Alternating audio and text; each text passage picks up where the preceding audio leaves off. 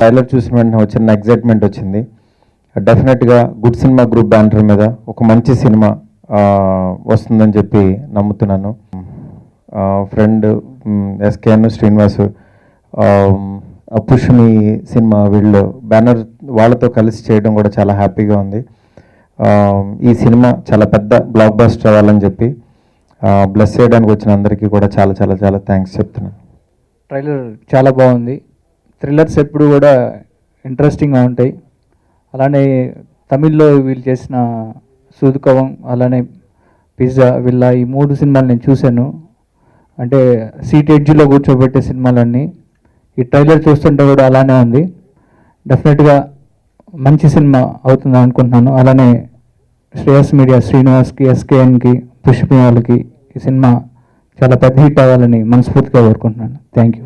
Trailer చాలా బాగుంది and I think it's gonna be a big film. Thanks. Shreya media అంటే అంతర్శ్రేయస్సు కోరుకునే మీడియా అది. అలాగే శ్రేయ మీడియా తరఫున శ్రీనివాస్ గారికి, ఎస్కేఎం గారికి, అలాగే కార్యక్రమం ఇచ్చేసిన అందరికి కూడా ధన్యవాదాలు తెలియజేస్తూ ఈ సినిమా డెఫినెట్గా సక్సెస్ అవుతుందని కోరుకుంటున్నా. సక్సెస్ అవుద్ది కూడా, ఎందుకంటే ఆల్రెడీ మంచి 3 హిట్ సినిమాలు ఇచ్చిన కంపెనీ నుంచి ఈ సినిమా వస్తుంది.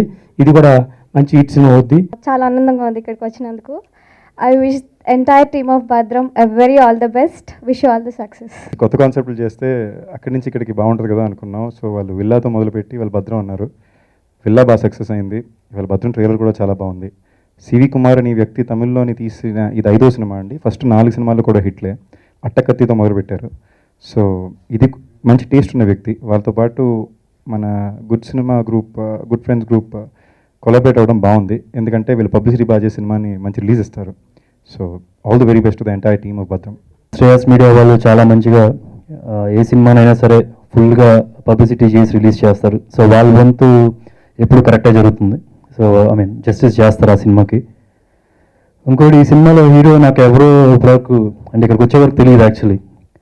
ఇంత ముందులో ఒక మూవీ చూశాను, రీమేక్కి అడిగారు అనమాట, సూదుకవం అని చెప్పి. దానిలో వన్ ఆఫ్ ది క్యారెక్టర్ ఈయన ఈ సినిమాలో హీరో. సో ఆ వన్ ఆఫ్ ది క్యారెక్టర్ చేసిన నాకు ఇంకా నోటీస్ అయ్యాను. ఆల్మోస్ట్ 5-6 months క్రితం చూశాను. సో అప్పటికి ఇంకా గుర్తున్నాడు అడుగుతున్నా. So is done a decent job.